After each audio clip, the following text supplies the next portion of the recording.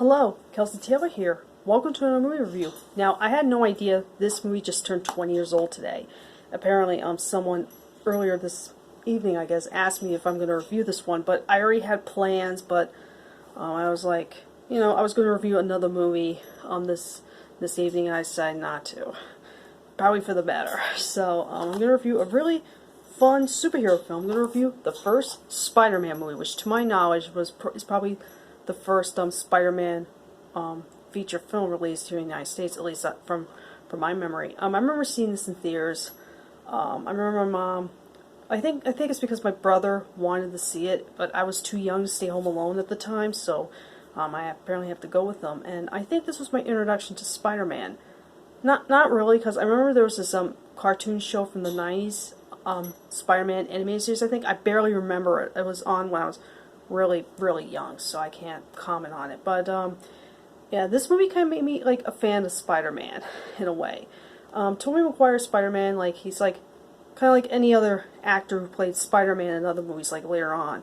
Like, he was very cocky and a lot of fun. And, I've done videos talking about showing off my Spider-Man DVD collection. And I recently just got, No Way Home, so I may talk about it another time, because I love No Way Home a lot. Yeah, and I realized I don't think I talked about this movie enough, like, from what I thought, like, because, there's so much to talk about, and I've noticed some YouTube videos talking about this Spider-Man movie, because it just turned 20 years old. It's hard to believe this movie's now 2 decades old. Yeah, especially for someone my age, it's kind of astounding. And, William Dafoe as the Green Goblin, like, he was terrifying, a lot of fun, and William Dafoe, is a very fun actor. People had a problem with, yeah, Kristen Dunst. I know the actress's name who played Mary Jane, and, some people had a problem with her, and, when you look at some of the other female leads in the other Spider-Man movies compared to the ones we have now, yeah, she was, kind of weak, but at the time I didn't really mind that at all.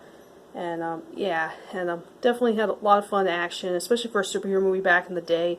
Like, when you look, it's the same thing, like, when you look at the other superhero movies that will come out years later, like, especially recently, there's some, like, goofiness, I think, like, I haven't seen any, like, a lot of the superhero movies of the past before this. Like, of course, I've seen the Batman movies, of course, but, this one's trying to be, like, a bit kind of fun and goofy and kind of a bit serious at the same time.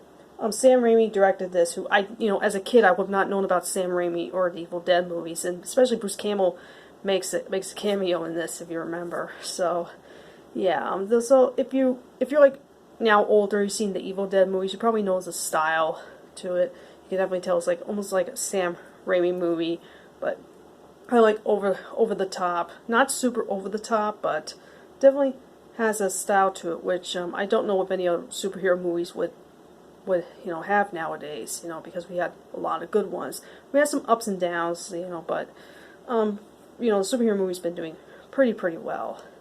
And yeah, this was I recently gave this a watch, like, not actually, I think about a year ago. I would probably come back to this movie every couple years or so, since I have so many films to watch and I have a life. So, but this one, I watched a handful of times when I was a kid. It was fun seeing in the theaters, and for very, very memorable stuff too. Like when Peter Parker, played by Tobey Maguire, is trying to get the web out of his hand and stuff, and that was still pretty funny to this day. And yeah, you don't forget that. And yeah, and definitely I also like the other Spider-Man movies directed by the same director. We call it the Sam Raimi trilogy. I think I like Part 2 the best, and Part 3, which is the weakest, but for some reason I like that one. But the first Spider-Man movie, there were since other, like, better ones since then, but this one's definitely worth watching. If you have not seen the Sam Raimi Spider-Man movie, I recommend starting with this one. It's kind of like the origin story. It starts off how Peter Parker gets hit out, how he becomes some Spider-Man and stuff, and yeah, definitely there's some, like, heartfelt moments too, like, of course, the death of Uncle Ben, and all that, so, yeah. But the first Spider-Man, definitely still a fun movie to watch, like, over 20 years later, and let me know what you think of the first Spider-Man, and what is your favorite Spider-Man movie. It could be from the Sam Raimi trilogy, or it could be, from the MCU ones. Like it's been a while since I've done the Spider-Man video, so I can't remember which one I said which one, but right now in my mind, when I say what top favorite, it has to be No Way Home. And when it comes to Sam Raimi, it's probably part 2 and then part 1. My opinion changes every day, so yeah, so that's my review of the original Spider-Man from 2002. Happy 20th birthday to you. Funny, cool ass film. Thank you guys so much for watching, and I'll see you later. Adios.